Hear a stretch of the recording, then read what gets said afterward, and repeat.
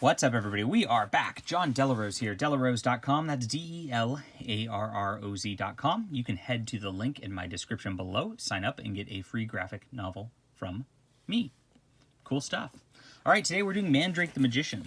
And I thought about doing two videos on this, doing one on Volume 1 and one on Volume 2, but it really feels like this is just one kind of book that was kind of split. They're very short. They're almost 200 pages each by Hermes Press, and this is a 1960s comic book from King Comics.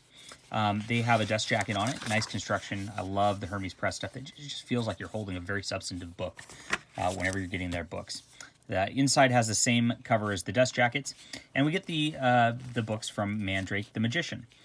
Between the two of these, you get issues 1 through 10, which I believe is all that existed from the King years. And you also get some backup features from a Flash Gordon comic that actually featured Mandrake as a sort of backing thing, which is kind of cool. There's also one issue that Dell did with their 4-color comics, and Mandrake starred in that, and just one issue, oddly. So that's contained in the second volume here. So if you're looking to collect all the Gold Key or collect all the King stuff, this is a definite buy for you. Now, Mandrake is a character who is created by the same guy who created the Phantom. So they were created roughly the same time in the 1930s. They ran in newspaper strips for a long time, and he's a magician, and he has varying levels of power depending on the story. Apparently, most of these comics were actually adapted from stories in the newspaper serial, and then turned into 8 or 10 page or 12 page comics. Usually, each one of these issues has a backup. Maybe 2 or 3, just depending. And I'll get into the actual books here. So it's pretty cool. Mandrake's got this guy named Lothar, who's like an African guy who follows him around and just kind of, acts as his bodyguard and kind of takes care of him quite a bit. He's also got a female companion who shows up periodically, but Lothar's in almost every strip here. These had a couple one-page strips along with the actual stories. Menace of the City Jungle. Now, as you can see, the restoration's okay. It's still got that kind of faded look to it. I prefer when they do full, color restorations and don't really do the dots personally, but it works out okay. For the most part, all this is pretty good.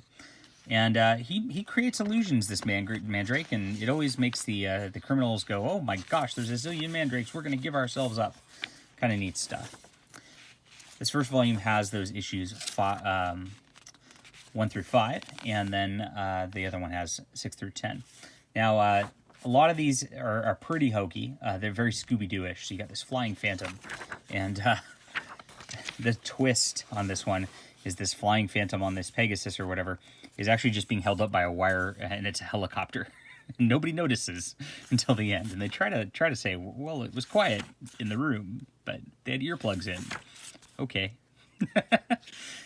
Didn't exactly work out. And some of these don't exactly work out sometimes on that level, but they're a lot of fun. Now, there's also a lot of alien invasion sort of ones. Sometimes one of them, this one had that twist that they're actually really small and they can barely even notice us. They ended up in under a microscope, and they were threatening to destroy the world, but they're that tiny.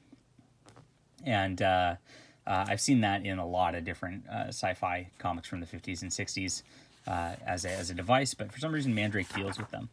And that's really one of the only weird supernatural things in here. He's got his illusion stuff that he typically does. I really like the art through this. I think it's really cool for the most part. He's got his illusion magic, and he loves to replicate himself, as you can see. But other than that, there's not a lot of actual supernatural stuff going on other than the aliens. The aliens show up in 3 or 4 different stories for some reason, and they're the only real thing out there.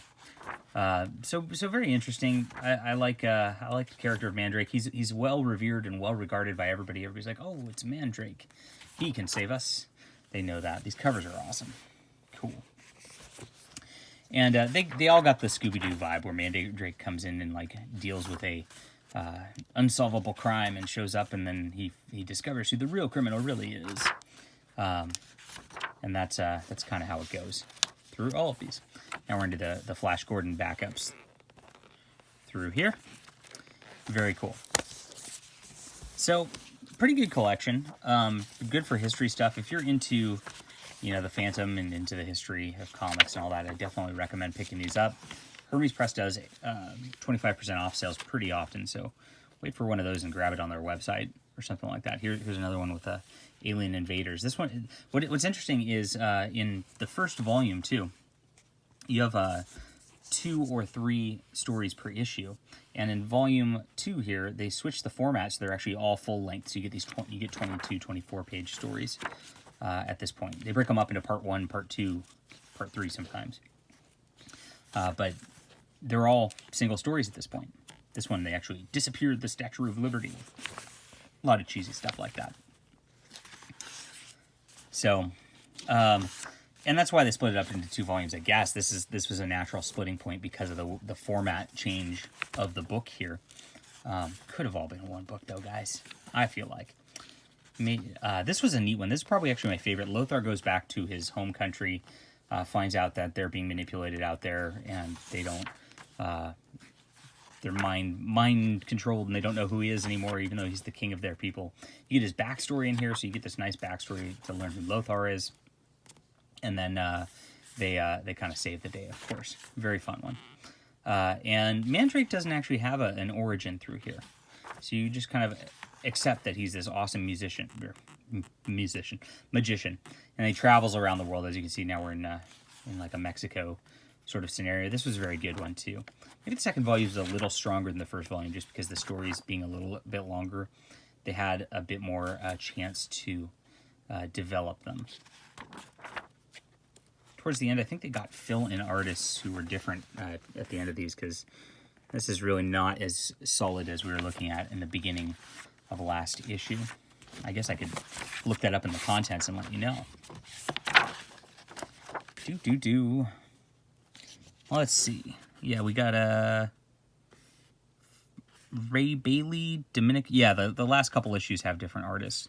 So Ray Bailey did a lot of the arts, it looked like, and then they got a guy, Domenico Mirabella, towards the end here. And on four color, they actually had a script by Paul Newman, who's a pretty well-renowned comic writer doing this stuff here. So fun stuff. You get a nice interview with Fred Fredericks, who does a lot of the art through here. He did a lot of the newspaper strip at the end. Very good presentation. I like the essays on Mandrake. You really get to learn a lot about these comics. And they fit very nicely with the Phantom collection because they're the same size. They got the same spines, sort of. And so it's good stuff on that front. Very fun stuff. Like I said, campy and cheesy as all get out, but that's all right. I enjoy that sort of thing around here. This is like a 9 out of 10. I highly recommend these for folk who are interested in different kind of comics. Good stuff. Hit that like and subscribe button. We'll be back soon.